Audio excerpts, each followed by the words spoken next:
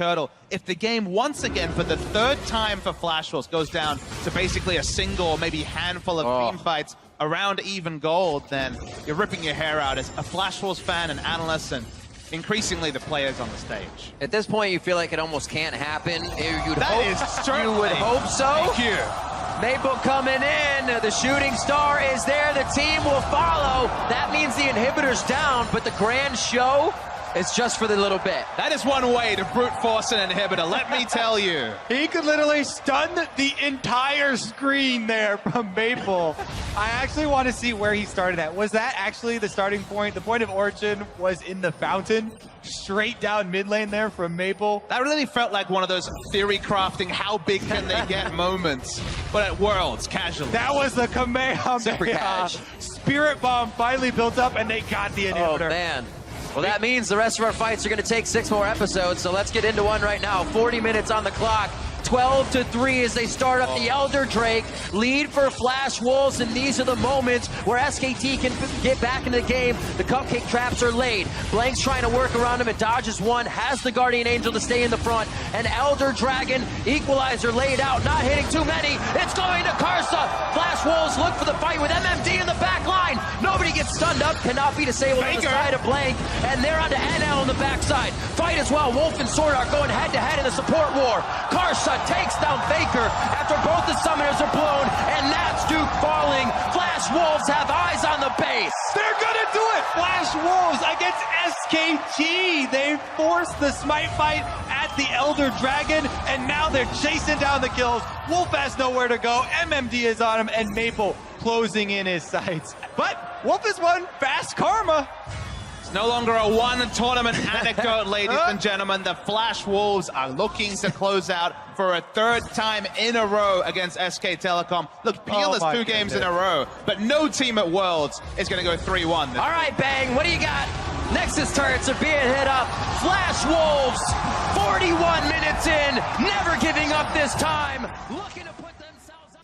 Gonna go toe-to-toe with Smeb. Teleports are matched, and G2 are pushing in for some vision challenge around the Baron.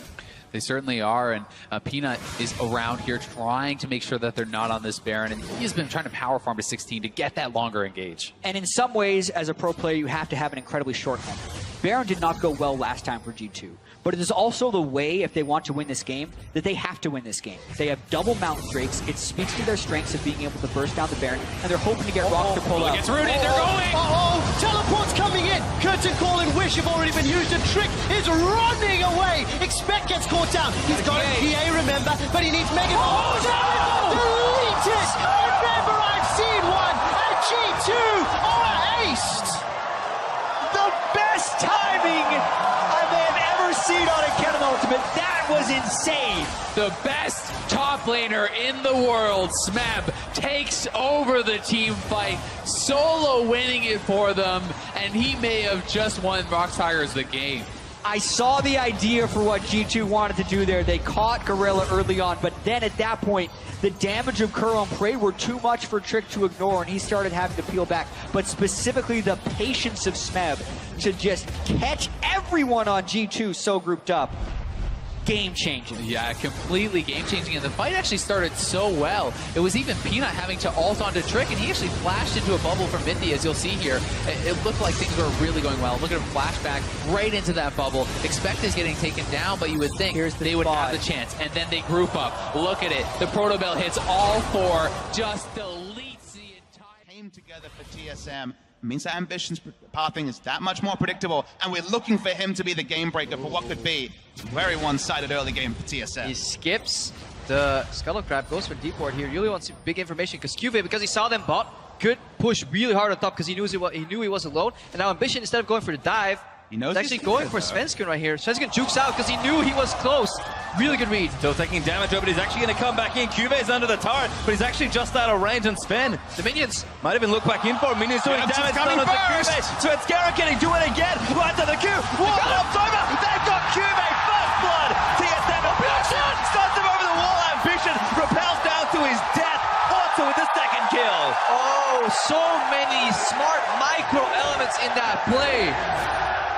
It all starts with the ward being on a very high cooldown, so you can see when it was placed. Svenskrin knew the ward was so recently placed, so he could extrapolate that Ambition must still be close. So as he approached that brush, he went for a blind juke in the cocoon. Then it turned around. Q, if he was stuck on the tower, he kind of gave away the position again. Now look at it again. This is blind because he knew the ward was so recently placed.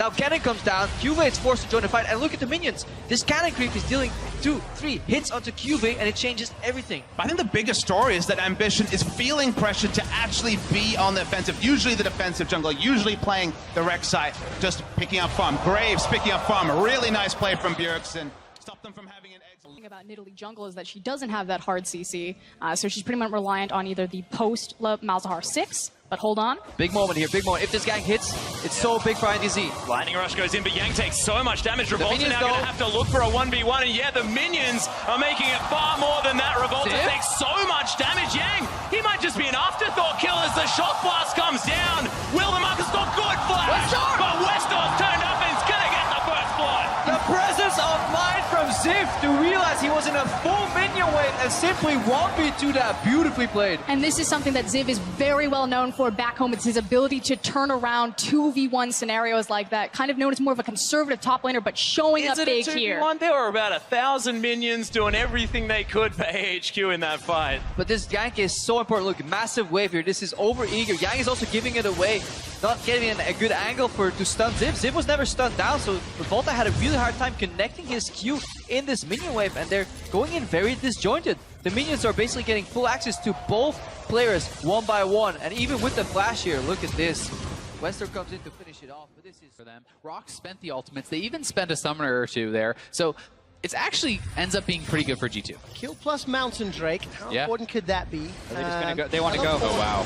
Ezreal ultimate just scouted before they had started it, so they're thinking they can rush it down. This is dangerous. But Rox is tough here. right now. They have Cannon ultimate and a Malzahar. They're There's peeling. no paranoia, but Gorilla's going to get dropped. He's already dead. Look at the slicing maelstrom. G2 are locked up, but Smith is down. Kuro gets rooted in place, and it's a double kill for Perks. Prey is caught by an Aqua Prison. He manages to back away safely, and G2 turn towards Baron.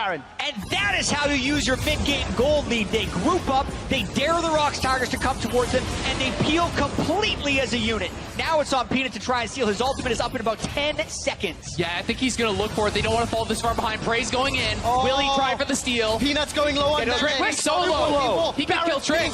Peanut's going for the 50-50. G2 on low. A flash in from Peanut. It's secured. The Rox Tigers get the Baron. They get a kill, and they manage to get out. Prey's not done. That's a double. Sven's in trouble. Sven's trying to run. Flash away from Mippy. Sven's running for his life. He should be able to get to safety. Not if Prey has anything to say about it. He doesn't have a teleport though, so this could be interesting to see what EDG decide, but because Elder Dragon is such a tough objective to take, you can contest it 4v5, and Yankas can always make it down here. God knows what's happening. Give it up almost. I mean, they don't lose too much. It's just going to give them the extra burn. And Wait, look for Cannon. Look for Cannon and a Realm of Frank here, because this could be a big fight here. EDG may not expect the damage that's about to come out. Oh boy, the party portal looks like it's coming in here, and now the trap is sprung. They get in there. Odoamne getting suppressed. He's gone down, but Mouse, his GA, is going to get popped. Vander a little bit too low in this one. It is just a 1-for-1. The steal away. Yanko secures a absolutely massive Elder Drake, and EDG are evaporating. No, this is way too dangerous, especially with the Elder buff on their opponents. If they take a fight now, it could be devastating for them. The HQ needs to avoid a fight at this point.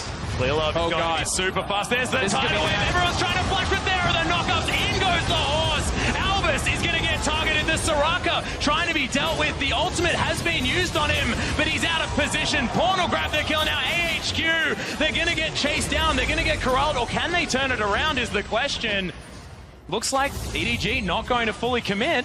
AHQ got up and out of the danger zone for that fight. And EDG, they're going for Baron. They are fairly low here, but no ultimates are available that are significant. Apart from Arns, he has the arrow available. The health bars are too high now, though. EDG needs to land that some bombs. regeneration from the Ocean Drake as well here. If Chowie can get a good stun, maybe it's enough. Yep, Deft is going to secure a Mountain now in trouble. He gets stunned up, bubble destroyed. Arrow's going to go wide. Ziv trying to deal with Deft, but he can't. As now Now Mountain is going to get taken down. There's no ultimate from Chowie. On and the man himself are going to just try and run towards the base with Albus just respawning. HQ had done such a good job the whole game, and then they take a fight into the Elder. Complete lapse of judgment. And look at the res timers, over 40 seconds on Ziv and Mount. This is so dangerous. Buddies, they're looking for Chowie. Another ultimate destroyed as the Zillion. Pop goes the Ash, and Albus is running away. EDG using their Baron, take down an inner turret, inhibitor turret going to fall, and that was the decisive play we were looking for. Chowie didn't have his ultimate available for either himself or on, and EDG are going to look to take this game. And looking so much better while they do it as well. Stresses depth, flashes the flare, they'll take down the second Nexus turret. Minion waves looking for the kill. One shot would have been the slow and probably could have been the follow-up damage from the Vladimir, but losing out on CS selfishly and not picking up a kill is a heavy cost. Ooh, Impact actually using a lot of abilities here mid lane. Avoid this is going to be on him. Flash used. Do they have the damage here? Impact uses his just after. Avoid very low. This is going to be a kill for Impact. Looking for number 2. The 2v1 is won. Top die, jungle die. Impact gets the turnaround, and look at Avoidless shows top. Meteos is in his jungle, stealing away his camps. And Impact does it his own way. 1v2. Jungler not even on his side of the map. This is what this player has contributed to Cloud9. Rush had to go out of the team, but Impact took them to Worlds, and he wants to get them out of groups as well. Absolutely true. C9, they know it. Also, you can tell the focus in-game. Smoothie's up there twice. Meteos is up there in the early game. See this again. Impact abuses it. He's got a 30 CS lead on top of it. What this reminds me of, Kobe, reminds me of PDD casually at All-Stars turning around with a massive rumble play. Avoidless got too cute in this situation, took the extra turret shot. Quá đầu luôn. Mình là Bill Đôi mà. Đấy là phong cách. Đấy mới là chất chơi người rơi.